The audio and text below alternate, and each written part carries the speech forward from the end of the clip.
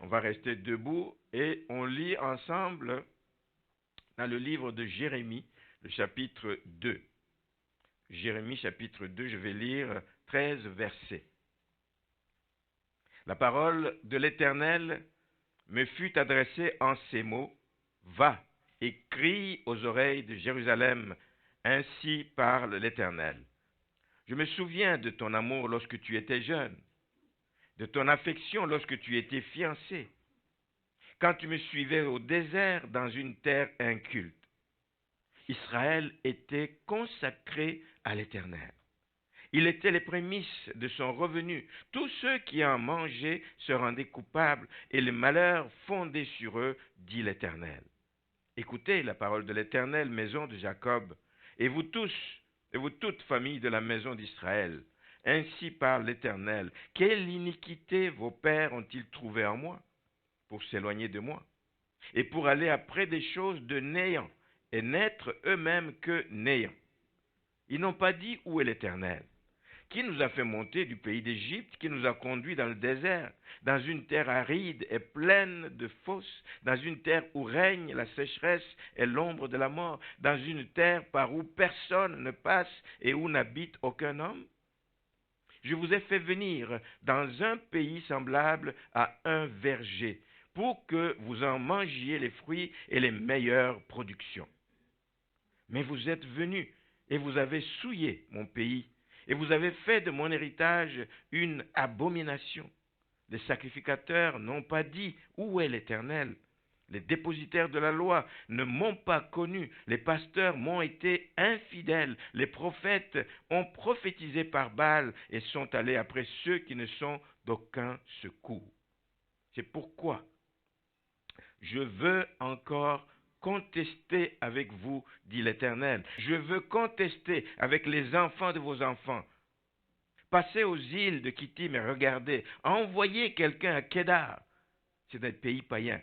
Observez bien, regardez s'il n'y a rien de semblable.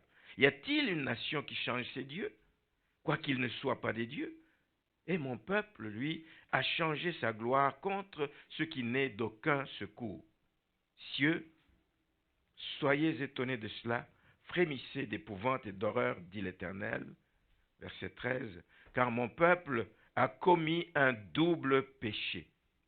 Ils m'ont abandonné, moi qui suis une source d'eau vive, pour se creuser des citernes et des citernes crevassées qui ne retiennent pas l'eau. Amen. Vous pouvez vous asseoir. Le titre du message va être tiré de ce dernier verset, de verset 13 là. Ils m'ont abandonné. Que cela ne soit jamais dit de cette Église, que cela ne soit jamais dit d'aucun d'entre nous, que quelqu'un a abandonné Dieu. Tu abandonnes Dieu, tu vas à la perdition. Tu abandonnes Dieu, tu cours vers la ruine. Tu abandonnes Dieu, tu n'as pas d'espérance. Tu abandonnes Dieu, tu n'as pas d'avenir.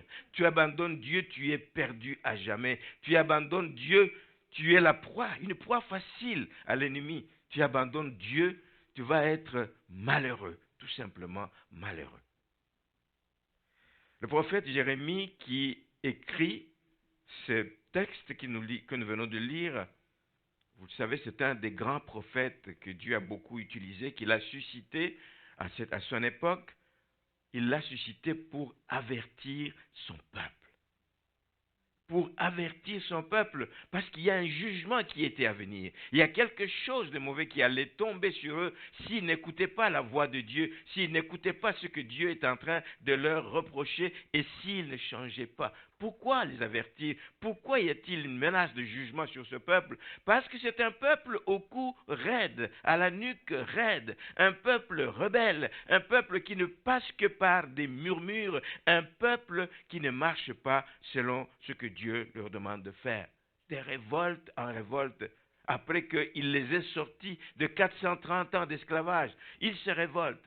Pour n'importe quoi en cours de route dans le désert, ils se révoltaient. Ils voyaient la main de Dieu et puis quelque temps après, ils se révoltaient. Un peuple à la nuque raide. Ne soyons pas un peuple comme ça. Soyons un peuple reconnaissant. Quand Dieu fait des bonnes choses dans notre vie, engageons-nous à être reconnaissants tout au long de notre vie. C'est ce que le Seigneur attend de nous. Jérémie a eu un ministère puissant, un ministère qui a étalé et qui s'est étalé sur quasiment 40 ans. 40 ans de ministère, 40 ans d'avertissement, 40 ans pour dire la vérité aux gens.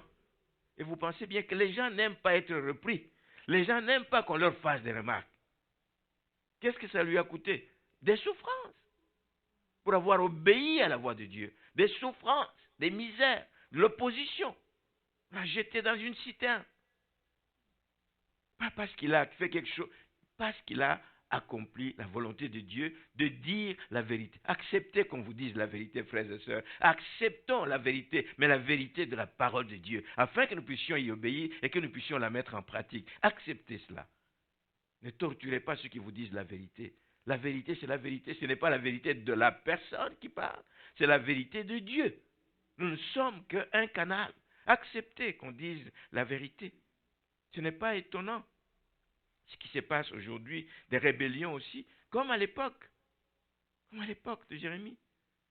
Des gens se rebellent, des gens à qui Dieu a fait du bien, des gens que Dieu bénit. Vous êtes dans un pays, nous sommes dans un pays béni, dans un pays riche, dans un pays en paix. On ne voit pas tout cela, et puis parce qu'il manque telle ou telle histoire, Dieu ne m'a pas béni. Dieu t'a béni, tu es dans la bénédiction, tu es béni, tu es béni. Amen. La bénédiction, ce n'est pas dans ce que nous possédons, dans ce que nous palpons. La bénédiction, c'est ce qui nous sommes. En Jésus-Christ, nous sommes bénis par Dieu. Amen. Nous sommes bénis.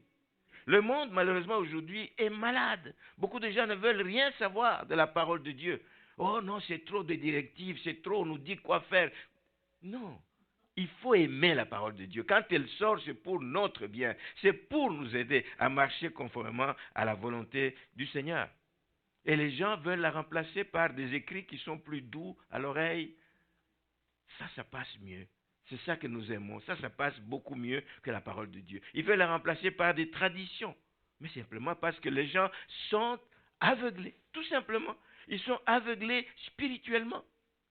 Ils meurent de soif. Ils meurent de faim alors que le donateur est à côté d'eux. Ils meurent de soif. Ils meurent de soif.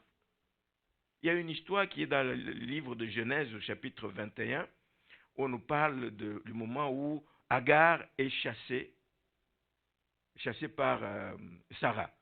Elle doit aller dans le désert avec son enfant et puis elle part et puis à un moment donné ils marchent, ils sont fatigués, ils arrivent quelque part, ils n'ont plus d'eau dans le désert. Alors il dit non, je ne veux pas assister à la mort de mon enfant. Il s'éloigne, laisse l'enfant à part, mais l'ange du Seigneur est venu, l'ange de l'Éternel est venu pour lui dire quoi faire. Il dit mais il lui a ouvert les yeux, l'Éternel t'a ouvert les yeux, ouvre les yeux et puis il monte, il dit juste pas loin de toi là, il y a un puits d'eau. Et les gens sont comme ça. Le Seigneur est proche de nous. Le Seigneur veut faire des choses. Le Seigneur veut nous bénir. On ne voit pas ce que le Seigneur est en train de faire. L'eau est à côté de nous. La source d'eau vive est à côté de nous. Mais on passe à côté. On est aveuglé. Que le Seigneur nous ouvre les yeux et que nous puissions voir ce que le Seigneur... Elle a failli mourir avec son fils alors qu'elle était à côté d'un puits. Vous vous rendez compte? Et beaucoup de gens aujourd'hui meurent alors qu'ils ont accès à la parole de Dieu, alors ils ont accès au salut, alors qu'ils ont accès à l'évangile, alors qu'on leur parle, mais ils ne veulent rien entendre. Mon peuple, dit la parole de Dieu, périt faute de connaissance.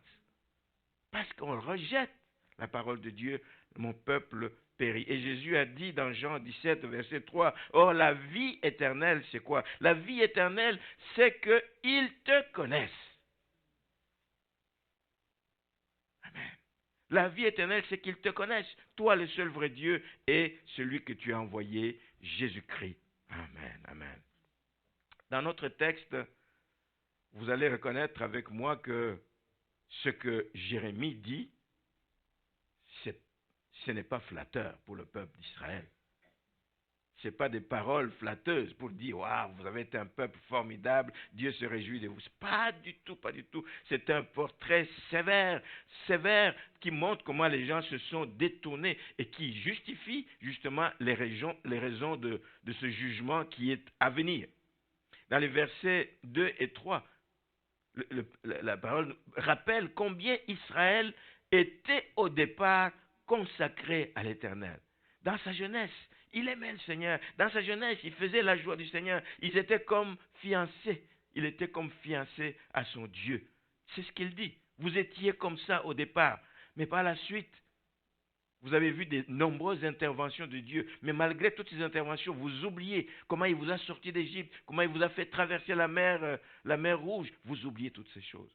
Ce n'est pas flatteur comme remarque qu'on est en train de faire à ce peuple. Il ajoute que Dieu les a sortis même du désert, une longue marche dans le désert. Il les a sortis dans le désert pour leur donner un pays, dit-il, qui est semblable. Ça c'est au verset 7. Un pays qui est semblable à un verger, que vous n'avez même pas planté. Vous venez, vous cultivez, vous cueillez, vous cueillez les fruits qui sont déjà là. Semblable à un verger. Et il leur montre au verset 8, finalement, leur attitude, qui est une attitude coupable, qui est une attitude irresponsable. L'attitude de qui? Oui, le peuple est fautif dans ce qu'il fait, mais il s'adresse maintenant à ceux qui étaient placés comme des responsables au milieu de ce peuple, les sacrificateurs, les pasteurs, les prophètes. Ils n'ont pas tiré la sonnette d'alarme. Ils sont entrés dans la danse avec les autres et comme ça, en servant des dieux qui n'honorent pas Dieu. Merci Seigneur. Donc les pasteurs m'ont été infidèles. Les prophètes ont prophétisé par Baal. Imaginez ça.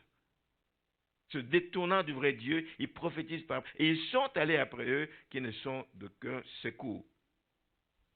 Merci Seigneur. Nous avons une lourde responsabilité, même si par moments on peut nous lancer des pierres. Il est trop sévère.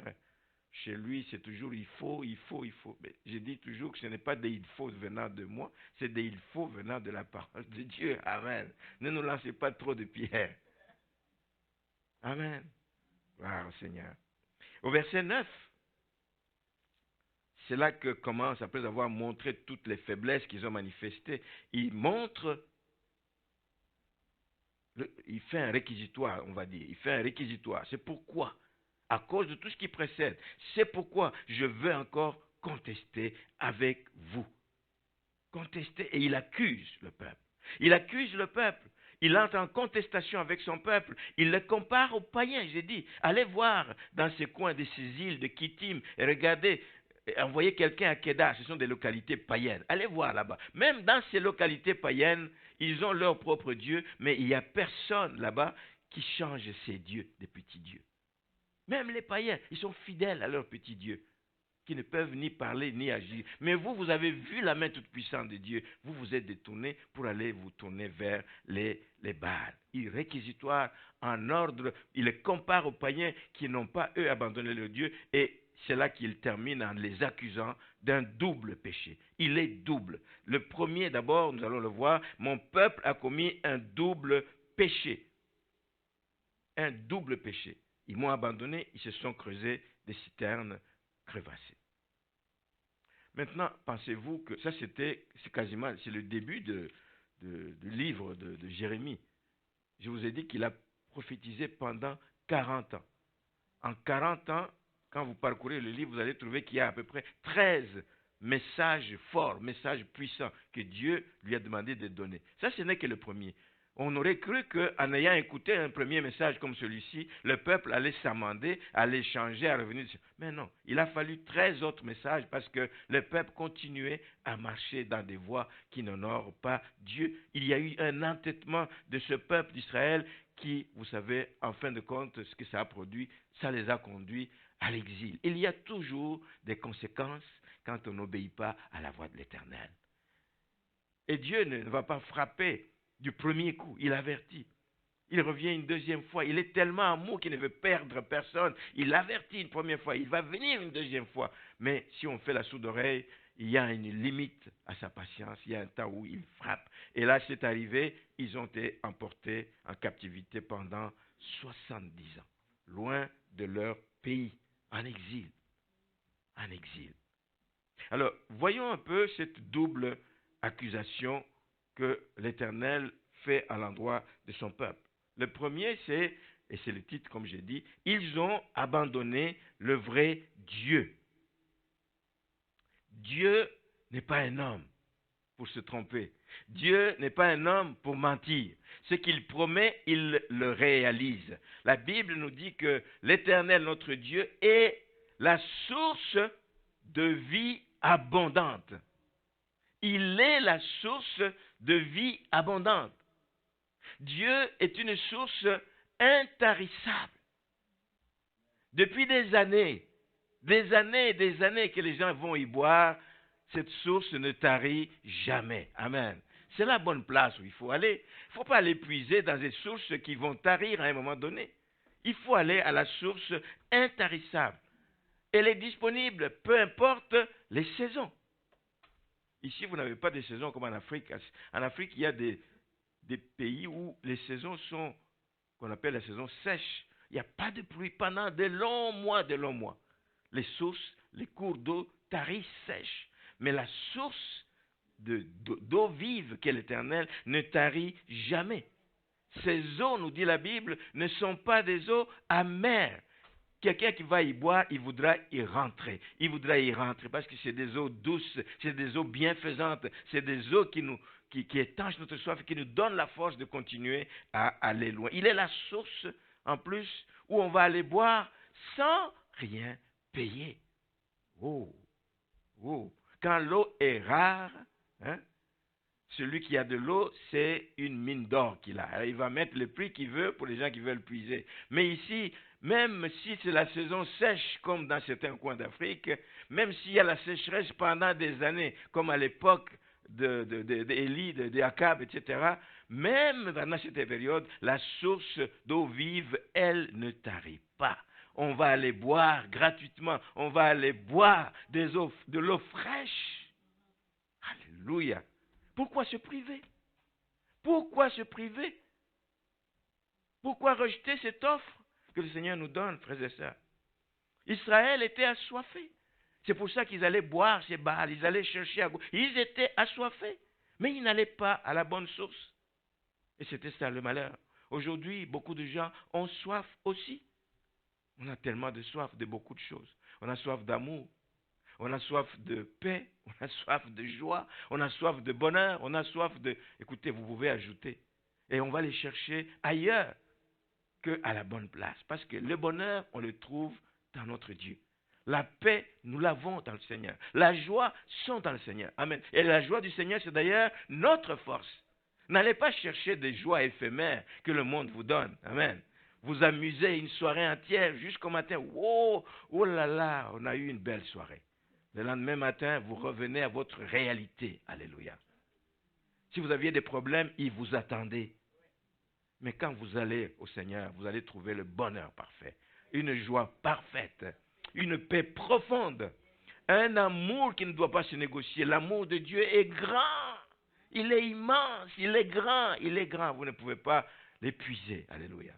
Et il en a donné, Il y a des années qu'il distribue son amour et cet amour est encore disponible jusqu'à aujourd'hui. Pourquoi aller chercher ailleurs? Pourquoi aller chercher ailleurs? Je comprends que nous avons beaucoup de besoins de paix, besoin d'argent, besoin de prospérité. Je n'ai rien contre. Ce sont des désirs normaux, ce sont des désirs qui sont légitimes, ce sont des aspirations normales. Même pour les enfants de Dieu, il ne faut pas imaginer que nous, on n'a pas été fait pour les petits pains, les enfants de Dieu. Non. Amen. Ce sont des désirs, des aspirations légitimes. Ils font partie des besoins d'un être humain. Et Dieu veut que nous puissions y avoir accès. Mais allons puiser à la bonne place. C'est pour ça que Jésus est venu. Il est venu pas seulement nous sauver pour aller au ciel, il est venu pour que ces brebis aient la vie en abondance. Ça inclut tout ça, la paix, la joie, le bonheur, la prospérité et tout le reste. Amen. La vie en abondance sont disponibles auprès de notre Dieu. Mais le problème, frères et sœurs, c'est la manière dont nous voulons satisfaire ces besoins. Souvent, on veut les satisfaire sans recourir à Dieu. Or, il est la source de toutes ces choses. La vraie bénédiction qui ne sera pas accompagnée de chagrin vient de Dieu. Vient de Dieu. Il y a d'autres choses qui ressemblent à la bénédiction. Quand tu as ça, quand tu as 1 million, tu viens de gagner à l'Auto-Québec. Oh, je suis heureux. Mais combien ne connaissez-vous pas de gens qui ont gagné à l'auto, qui sont plus malheureux que toi qui n'as jamais eu même 50 $? Et nous n'allons pas chercher le bonheur dans ces choses-là. Ce sont des choses éphémères, des choses qu'on obtient sans recourir à Dieu. Lui est la source par excellence. Aspirons à avoir tout qui vient de Dieu. C'est lui qui bénit. Amen. N'empruntons pas d'autres voies, frères et sœurs. J'allais dire, ne recourons pas même à nos propres efforts. Non, il y a des efforts, il faut travailler, etc. Mais ne nous limitons pas à ça. On dit, je suis capable. Non, non. Il y a quelqu'un qui peut te faciliter les choses. Tu peux te dépenser pour obtenir un petit pot de pain, de farine ici, alors que Dieu n'a même pas besoin de te faire de très gros efforts pour l'avoir. Il a d'autres moyens pour te le donner. Mais il y a des gens qui s'esquintent. Ils travaillent jour et nuit. On en parlera tout à l'heure. Jour et nuit, sans repos, parce que, oh non, non, non, non, il faut que je rencontre tous les besoins. Je suis... j'ai beaucoup de misère avec ça. Je crois que Dieu connaît. S'il y a quelqu'un qui connaît mieux que nous les besoins que nous avons, c'est Dieu. Amen. Et il est fidèle et bon pour nous donner ce que notre cœur désire. Quand nous faisons de lui nos délices, quand nous marchons selon ses voies, quand nous nous attendons à lui, quand nous le mettons au premier plan en disant, Seigneur, c'est vers toi que je me tourne. Nous l'avons chanté. Je veux me tourner vers toi. Je veux marcher dans tes voies et m'attendre à toi. Je veux marcher dans tes voies. N'empruntons pas d'autres voies. Il y a tellement de raccourcis, ils mènent à l'échec. Sur le coup, tu peux être content, mais à terme et à long terme, tu vas voir que ça a été une mauvaise voie que tu as choisie. Choisis la voie de Dieu et tu auras le succès. Je veux que vous reteniez ce matin, par rapport à ce premier point qui nous pousse à ne pas abandonner Dieu, que Dieu veut pour nous des bonnes choses, frères et sœurs. Pas moins que ça. Dieu veut pour nous le meilleur. Non seulement qu'il le veut pour nous, mais c'est lui aussi qui a le meilleur pour nous. Amen. Donc n'allons pas le chercher ailleurs. S'il veut pour nous le meilleur, ben allons vers celui qui a le meilleur, il va nous le donner. Attendons-nous à Dieu, attendons-nous à sa grâce, ne l'abandonnons jamais, ne le renions jamais au profit des substituts. C'est ça l'affaire des enfants de Dieu. Ils veulent substituer Dieu par d'autres choses, substituer d'autres choses plutôt à Dieu. Donc ne cherchons pas de substituts. Ce que Dieu nous a donné, c'est sa parole. C'est notre guide. C'est notre lampe, la lumière à nos pieds pour nous éclairer. C'est ça, frères et sœurs. C'est ça. Tout ce qui sort de ce livre n'est pas de Dieu. Amen. Des doctrines que les gens fondent aujourd'hui, des doctrines que les gens bâtissent, des faux enseignements, quand tu vas vérifier dans la Bible, tu ne les trouves pas.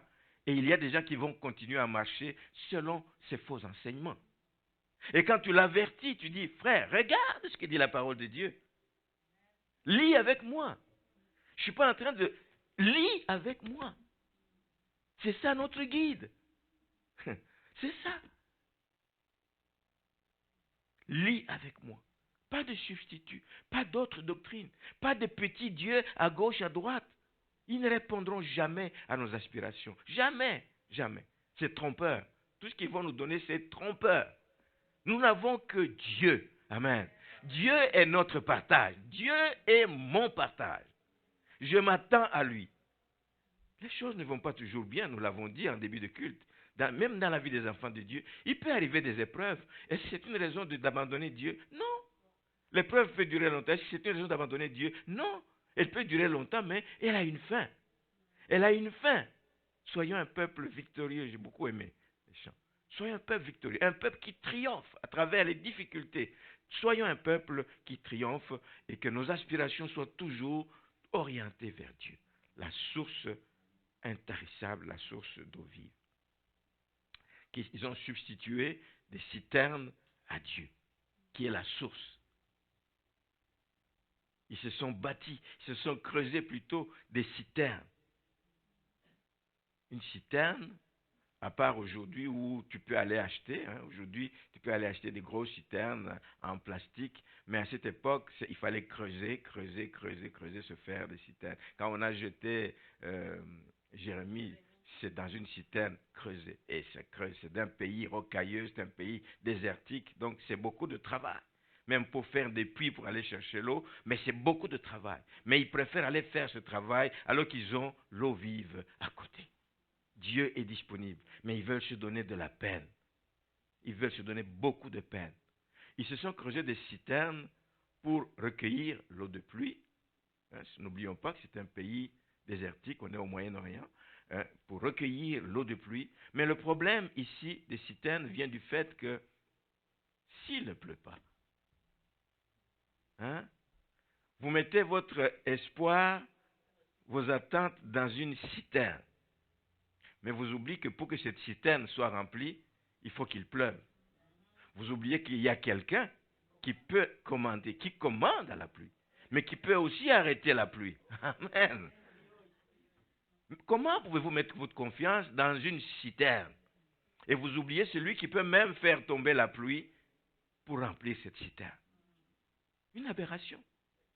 Une aberration. Et dans beaucoup de gestes et d'actes que nous posons, beaucoup d'attitudes que nous prenons, parfois comme enfants de Dieu, frères et sœurs, c'est ça qui nous arrive. Nous mettons Dieu de côté, nous prenons des substituts. Mais s'il ne pleut pas, il n'y aura pas d'eau. C'est Dieu qui fait pleuvoir. La Bible dit dans Deutéronome 28, verset 25, si tu n'obéis pas à la voix de Dieu, etc., c'est le chapitre qui parle des bénédictions et des malédictions, mais si tu n'obéis pas à la voix de Dieu, verset 24, il dit, il enverra pour pluie quoi? La poussière. Wow, les citernes remplies de poussière, vas-y boire. Vas-y boire. Voilà ce que Dieu fait. Quand un peuple est rebelle, si tu n'obéis pas à sa voix, ben, il enverra pour pluie la poussière. Non seulement ça, la citerne, une citerne peut être bien faite, etc., mais il peut y avoir des fuites. Il peut y avoir des fuites, des fissures dedans. Et il y a une fuite, et tout ce que tu as accumulé comme eau est en train de partir. La perte des réserves d'eau se fait en douce, tu te réveilles un bon matin, il n'y a plus rien. Et à cause du fait qu'il y a des fuites, il peut y avoir aussi des contaminations qui peuvent conduire à la mort. C'est cela, les faux enseignements qu'on a inoculés dans l'Église. C'est comme des choses qui viennent contaminer la vie des enfants de Dieu. Les gens tombent malades, spirituellement, ils sont éloignés, spirituellement, ils vont vers la mort, tout simplement, parce qu'ils ont laissé rentrer des choses qui passent par des fissures dans une citerne qu'on s'est creusée. Allons à la source d'eau vive. Amen. Il y a la sécurité là-dedans. Il y a la sécurité. Merci Seigneur. Ceci dit, je vous dis que une citerne, je ne sais pas que j'ai quelque chose contre une citerne. Ce n'est pas le fait d'avoir des citernes qui posent problème, mais c'est de la substituer. La substituer à la source d'eau vive, merci Seigneur. Le problème, c'est aussi de refuser l'eau fraîche. Dans une source, coule l'eau fraîche. Ça se renouvelle, ça coule. Ça se renouvelle, c'est de l'eau fraîche, c'est de l'eau pure, c'est de l'eau qui peut nous apporter la force, la santé, etc. Mais l'eau fraîche coule juste à côté, mais toi tu veux aller puiser dans une citerne. Alors, frères et sœurs, ne fermez pas les yeux quand vous êtes avertis. Il y a des gens qui rentrent dans des voies qui n'honorent pas Dieu, que nous qualifions de secte, que nous qualifions de faux enseignements. Ils rentrent dedans, les deux pieds dedans. Tu lui montres, tu veux lui ouvrir les yeux, tu dis non, regarde, là, oui, il faut aller. Là, il y a la source d'eau vive, une eau pure. Tu n'auras pas à payer. Tu es garanti que cette eau va te faire du bien. Mais tu dis ça à quelqu'un et il ne veut pas y aller. Il veut aller boire à l'eau qui est dans la citerne, même si elle est contaminée. Le problème, frères et sœurs, avec les citernes, c'est de voir des gens qui se donnent aussi tant de peine, nous l'avons dit. Creuser une citerne, c'est beaucoup, beaucoup de travail, alors qu'ils peuvent boire gratuitement. On t'offre quelque chose de gratuit, de meilleur, toi tu préfères aller vers ce qui te ruine. Merci Seigneur. La Bible nous dit dans Ésaïe 55, au verset 1, « Vous tous qui avez soif, venez aux eaux. » Même celui qui n'a pas d'argent, c'est gratuit. Dieu nous donne gratuitement. Sa grâce coule, c'est gratuit. Allons puiser auprès du Seigneur et nous allons avoir la vie. Maintenant, on peut se poser la question, devant une telle évidence, si j'avais à choisir logiquement entre une citerne, boire l'eau d'une citerne et boire l'eau d'une source, une source pure, etc., pourquoi les gens choisissent quand même la citerne? Et ça, je crois que ça vient juste dévoiler une chose que nous n'acceptons pas toujours, c'est dévoiler la nature humaine. L'être humain, de par sa nature, veut être indépendant. Il y a quelqu'un qui me disait ici il y a quelques années, maintenant il croit qu'il a compris la leçon, il me disait toujours, il dit, pasteur, nous sommes libres. Et moi je dis toujours, non. Oui, si le Seigneur nous a libérés, nous a rendus libres, c'est pour ne pas pécher. S'il nous a rendus libres, c'est libre des chaînes de l'ennemi, c'est libre des attractions de l'ennemi, mais nous ne sommes pas libres de faire ce que nous faisons. L'apôtre Paul dit que nous sommes plutôt devenus, nous étions esclaves du péché, nous avons été libérés de cet esclavage, mais nous sommes entrés dans un autre esclavage, esclaves de Jésus-Christ. On n'est pas libre. On n'est pas libre. Les disciples sont des esclaves de Jésus-Christ. On n'est pas libre de faire ce qu'on veut. Mais l'indépendance, on ne me dira pas quoi faire. L'indépendance, je ferai ce que je voudrais. C'est moi qui paierai les conséquences. Oui, tu paieras les conséquences. L'indépendance. L'être humain est comme ça. L'être humain ne veut pas rendre compte. L'être humain ne veut pas avoir besoin d'une permission pour faire quelque chose. L'être humain ne veut pas dépendre de Dieu. Et tout ce que Dieu attend de nous, c'est une dépendance pas partielle, totale. Totale. Mais l'être humain dépasse sa nature. C'est pour ça que cette vieille nature doit nous quitter. Amen. Que nous soyons régénérés entièrement. Et de comprendre qu'il nous a sauvés pour que nous soyons à sa suite, nous marchions à sa suite, que nous fassions sa volonté, que nous soyons des instruments malléables entre ses mains. Quand il veut t'envoyer à gauche, il t'envoie à gauche, tu obéis parce que tu lui appartiens. Il t'a racheté à grand prix. L'être humain veut être indépendant. Il ne veut pas rendre compte. Et c'est là le problème de l'homme. Il revendique toujours le droit de s'exprimer librement. Il revendique toujours le droit d'agir librement. Je n'ai pas qu'on me contrôle dans ce que je fais. Alors que Dieu attend de nous cette dépendance totale. Et ça, c'est la clé d'une vie chrétienne réussie. Une dépendance totale vis-à-vis de Dieu. Quand nous venons à Christ, nous sommes esclaves de Christ, d'esclaves de péché qu'on était. Frères et sœurs, le danger des citernes nous guette aussi en tant que chrétiens. Peut-être vous êtes en train de croire que ce message s'adresse juste aux païens. Non, ça s'adresse aussi à nous. Ça s'adresse aussi à nous. Chaque fois que nous voulons placer notre confiance ailleurs qu'en Jésus-Christ, nous sommes en train de nous creuser une citerne. Et nous devons éviter ces choses. Toute notre confiance doit être en Jésus-Christ. Toute notre confiance. Une confiance totale qui ne se négocie pas.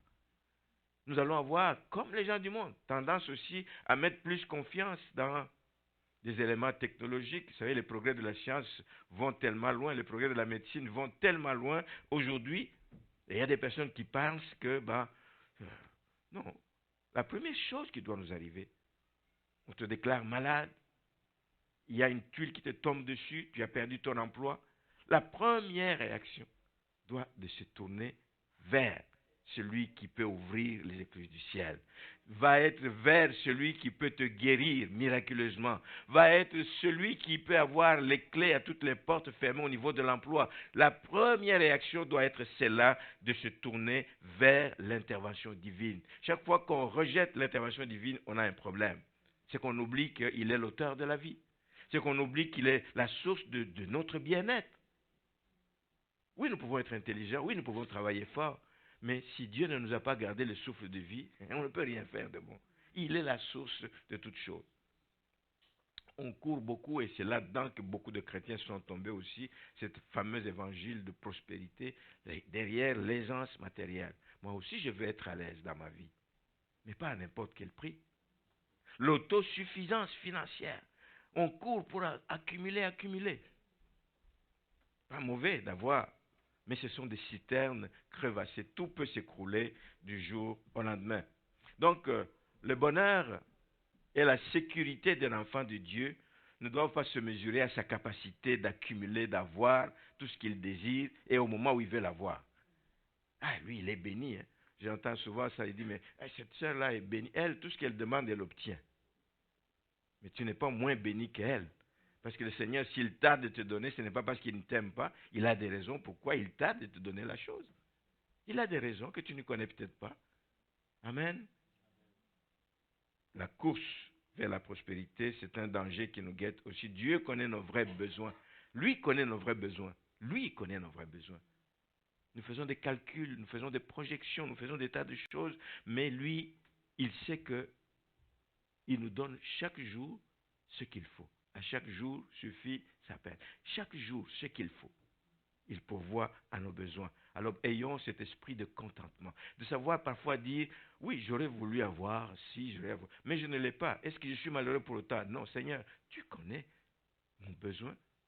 Et si tu m'as donné ça aujourd'hui, je me réjouis de ce que tu m'as donné. Demain sera un autre jour, un jour meilleur sans doute, et je m'attends à toi. Esprit de contentement. La course donc à toute accumulation est tout simplement vaine, vaine, vaine. Voilà pourquoi le psalmiste dit dans le psaume 127, verset 2, que c'est en vain.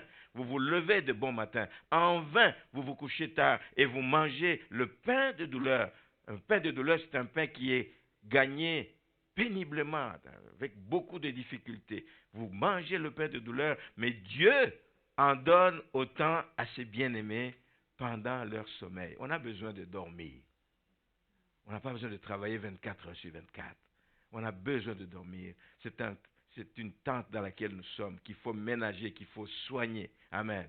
Ce n'est pas en travaillant 3 chiffres de suite que vous allez nécessairement être heureux. Vous savez, tout peut partir. Dieu est invraisemblable. Ce qui peut permettre que ça arrive. Tu cours, tu ne vas pas à l'église. Tu dis, non, ce dimanche, je vais aller travailler. Non. Je sens que mon compte commence à baisser. Je vais aller travailler ce dimanche. Tu acceptes tout ce qui passe, tout ce qui s'offre. Tu acceptes tout ça. Tu vas, tu travailles et tu sors de là. L'argent de la journée, tu le mets dans un ticket de la police.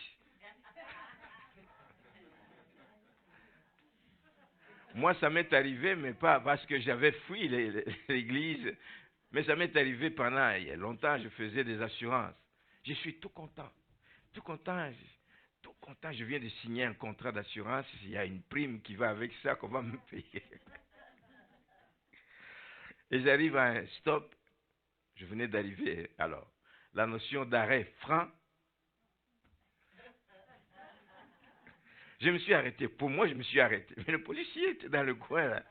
Il m'a vu, puis derrière moi, je vois des lumières. Et puis j'avance, et puis il klaxonne. Et puis je dis, c'est moi qu'on poursuit. Qu'est-ce que j'ai fait? Ticket, $150. C'est tout ce que je venais de gagner.